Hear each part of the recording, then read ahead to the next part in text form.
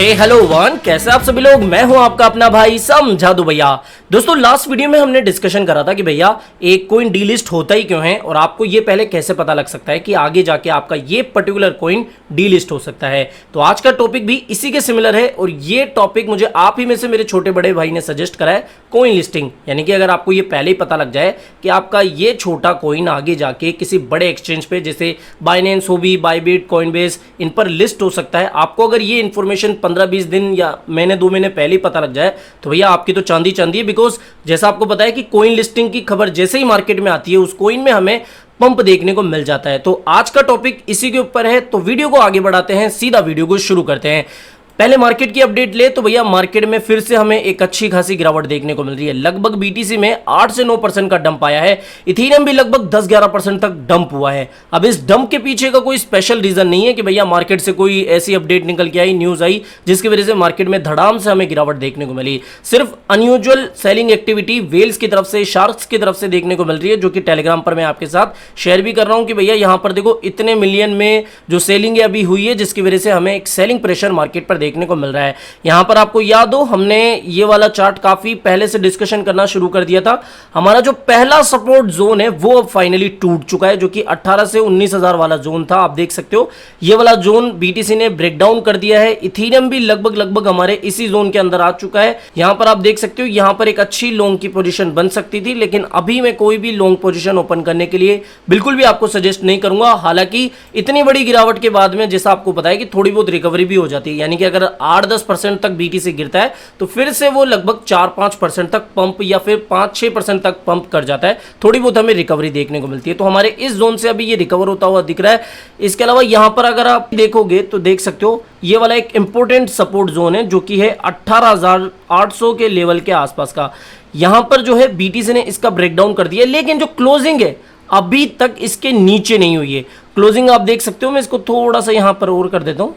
18,500 के नीचे candle closing होनी चाहिए थी, लेकिन वो अभी तक क्लोज नहीं हुई है। और यहां पर एक ग्रीन कैंडल अभी हमें बनती हुई दिख रही है। यहां पर अगेन कह रहा हूं, जब तक फेडरल रिजर्व की तरफ से इंटरेस्ट रेट की अनाउंसमेंट नहीं हो कोई भी लॉन्ग रिस्की होगा। हालांकि आप क्विक लॉन्ग कर सकते हो, यानी कि अगर आप इंट्राडे में 15 मिनट 1 आवर के चार्ट पर ट्रेड करते हो तो वो एक हो सकता है, लेकिन बड़ा लॉन्ग जैसे 2-3 दिन का वो आपको अभी नहीं लेना है। यहां पर मार्केट अभी भी मुझे रिस्की लग रहा है। सेम ईथर के केस में आप देख सकते हो इथेरियम ने लगभग 1400 का लेवल ब्रेकडाउन कर दिया है। इमीडिएट सपोर्ट अभी इसको मिल रहा है 1250 के आसपास। यहां पर आप देख सकते हो ये पहले इसके लिए रेजिस्टेंस था, अब इसके लिए ये एज अ सपोर्ट का काम करेगा। साथ ही यहां पर आपको एक inverse cup and handle pattern देखने को मिल रहा होगा।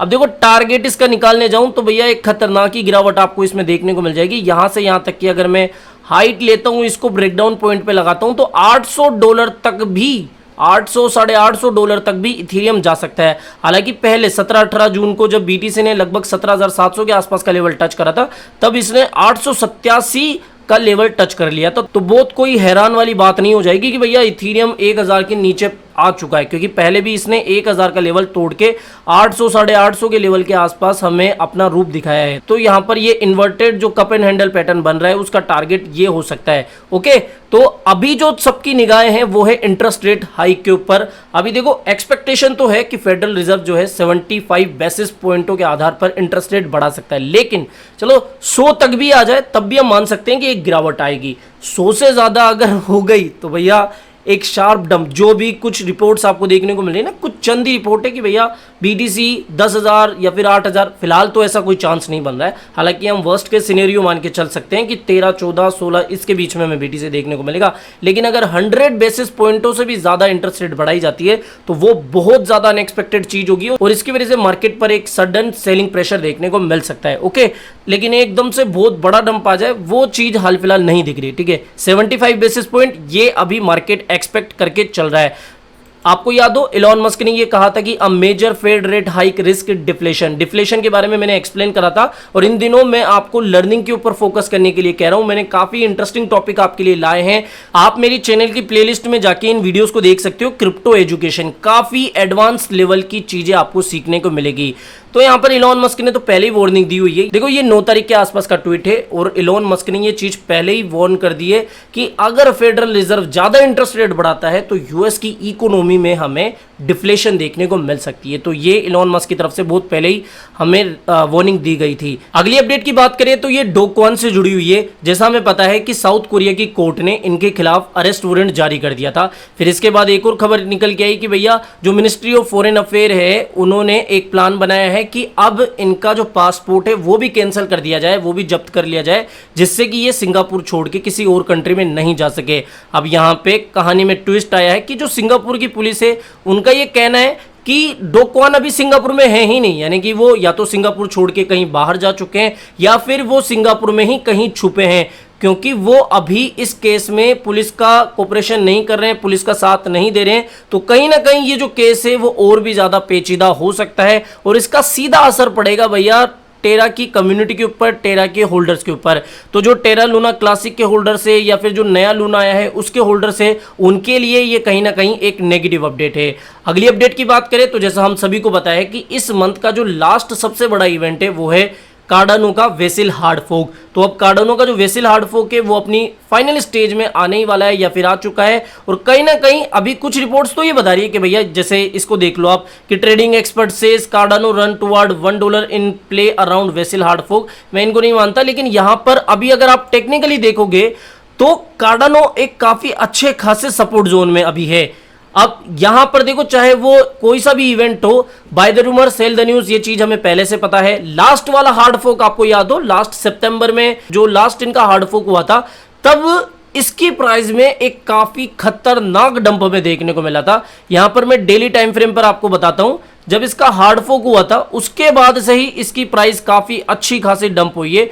लगभग $3 के आसपास इसकी प्राइस आई थी। यहां पर आप देख लो $3 के आसपास इसकी, हाँ सितंबर में ही था वो इवेंट, हाँ सितंबर में जब इनका इवेंट था 1 साल पहले, तब इसकी प्राइस अराउंड $3 के आसपास आ गई थी। और 1 साल बाद आप देख सकते हो अभी इसकी कितनी बुरी हालत हो चुकी है, लगभग 43 सेंट के आसपास अभी ये चल रहा है। लेकिन सिर्फ ये इसके साथ ही ऐसा नहीं हुआ है, जितने भी अच्छे फंडामेंटली स्ट्रॉन्ग कोइन है वो सभी अभी 70, 80, 90% तक डाउन चल रहे हैं। तो यहाँ पर ये जो वेसिल हार्ड फोक है कहीं ना कहीं इसके ऊपर एक नेगेटिव असर डाल सकता है। बिकॉज एक तो देखो बिटकॉइन और मार्केट का कैसा सीन चल रहा है वो आपको बताने की जरूरत नहीं है। और यहां पर अगर आप टेक्निकली एक चीज और नोट करोगे तो यहां पर देखो 4 आवर के टाइम फ्रेम पर मैं आपको बताता हूं, यहां पर आपको एक rough head and shoulder pattern देखने को मिल रहा होगा। यहां पर आप देख सकते हो हेड एंड शोल्डर पैटर्न है। और यहां पर मैं इसका टारगेट अभी नहीं निकालूंगा, बिकॉज टारगेट के अकॉर्डिंग भैया ये तो लगभग खतरनाक ही तरीके से डंप करेगा।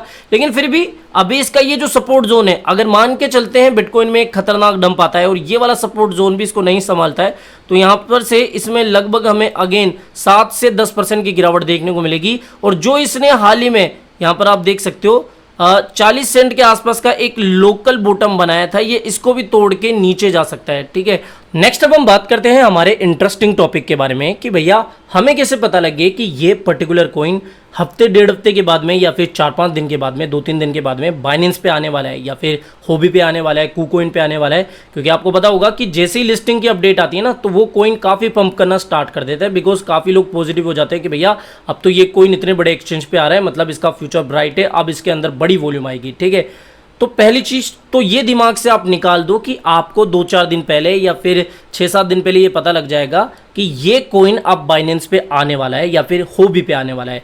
बिकॉज ये चीज होती है इलीगल, ये इनसाइडर ट्रेडिंग के अंदर आती है। तो ये बहुत ज्यादा कॉन्फिडेंशियल चीज होती है कि आपको ये पहले ही पता लग जाए बिल्कुल पक्के तौर पर कि भैया ये कॉइन बाइनेंस पर आने वाला है आज के दिन, यानी कि आपको हफ्ते भर पहले ये चीज पता लग जाएगी। तो ये चीज इम्पॉसिबल है, लेकिन कहीं ना कहीं आपको ये थोड़ी देर पहले पता लग सकता है। फॉर एन एग्जांपल, पूरी बात सुनना मैं जो कह रहा हूं, यहां पर आप लिस्टिंग सेक्शन में जाओगे, लिस्टिंग सेक्शन में आपको 1-2 दिन पहले ये अपडेट मिल जाएगी कि भैया ये कॉइन जो है फलाना कॉइन इस पेयर में बाइनेंस पर लिस्ट होने वाला है। ठीक है, इसके अलावा टेलीग्राम थोड़ी सी लेट अपडेट देता है, इसलिए आपको बाइनेंस का जो ट्विटर हैंडल है उसको फॉलो करना है। ट्विटर पे पहले आएगा, इसके बाद में टेलीग्राम पर आएगा। काफी लोग टेलीग्राम को ही फॉलो करते हैं, ट्विटर को फॉलो नहीं करते।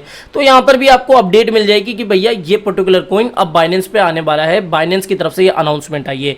तो अब देखो ये चीज तो हमें नहीं पता लगेगी कि 5-6 दिन के बाद में ये कॉइन इस पर लिस्ट होने वाला है बाइनेंस पर, लेकिन हाँ हम इसमें कैसे ट्रेड कर सकते हैं वो थोड़ा मैं आपको बता देता हूं। ये थोड़ा रिस्की होता है, लेकिन हाँ, ज्यादा लालची अगर आप नहीं बनोगे तो पक्के तौर पर आप 5 से 10% तो प्रॉफिट लेके ही जाओगे, ये मान के चलो। मैं लेके जाता हूं, मुझे पता है, वो चीज मैं आपके साथ शेयर कर रहा हूं। It's not a financial advice, जो मैं करता हूं वो चीज आपके साथ शेयर कर रहा हूं।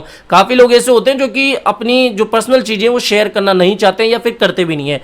मान लो मुझे यहां पर एक अनाउंसमेंट देखने को मिला कि भैया कल या फिर परसों या फिर 2-3 दिन के बाद में XYZ कॉइन बाइनेंस पर आने वाला है, ठीक है। अब जैसे ही वो बाइनेंस पे आएगा, आपको पता ही होगा कि भैया बाइनेंस पे आने के बाद में एक खतरनाक पंप हमें देखने को मिलता है। फॉर एन एग्जांपल, यहां से अगर मान लो यहां से वो स्टार्ट होता है 43 सेंट से, तो यहां उसमें लगभग हमें 90 से 100% या फिर 500% तक का पंप देखने को मिल जाता है। तब हमें क्या करना है, सबसे पहले तो जैसे ही उसका टाइम है वहां पर हमें बैठ जाना है और बैठ के देखना है कि भैया इतने आवर के बाद में या फिर इतने मिनट के बाद में इसकी लिस्टिंग हो जाएगी। तो वहां पे देखना आप लगभग वो अचानक से पंप होगा, अचानक से मतलब लगभग 60, 70, 80, 90% तक पंप होगा। ये चीज रिस्की है, लेकिन मैं करता हूं, इसलिए मुझे लगा कि देखो आपको शायद शेयर कर देनी चाहिए। मे भी हो सकता है कि आपके ये काम की निकले और आप भी इसको एक बार ट्राई कर ले, बिल्कुल छोटे से अमाउंट के साथ। स्पोर्ट में कोई ऐसा भी नहीं है कि एकदम ही आपका गायब हो जाएगा अमाउंट। जैसे ही आपको लगे कि भैया ये लगभग 50% पंप हो चुका है, 40% पंप हुआ है, देखना वहां पर आप एक क्विक स्पोर्ट का बाय ऑर्डर लगाओ और जैसे ही आपको लगे कि भैया 5-7% तक ये पंप हो चुका है, वहां पर क्विक तरीके से आप एग्जिट भी ले लो। ज्यादा लालची नहीं होना है, ऐसा मैं कई बार कर चुका हूं, मैंने इससे प्रॉफिट कमाया है। भले ही ये चीज रिस्की हो, लेकिन हाँ, कई बार ये काम करती है। वो चीज मैं आपके साथ शेयर कर रहा हूं अपने के तौर पर, ठीक है। ये बात तो हो गई कि भैया इस तरीके से मैं करता हूं, लेकिन देखो ये तो एक सही तरीका नहीं होगा। सही तरीका मैं आपको थोड़ा सा सेफ तरीका बताता हूं।